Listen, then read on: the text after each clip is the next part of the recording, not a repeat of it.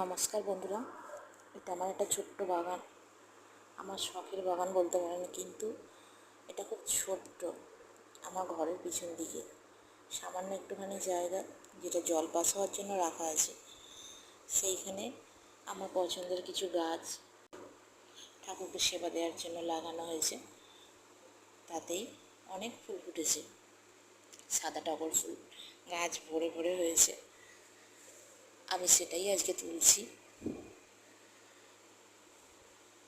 আপনাদের দেখে কেমন লাগলো অবশ্যই জানাবেন।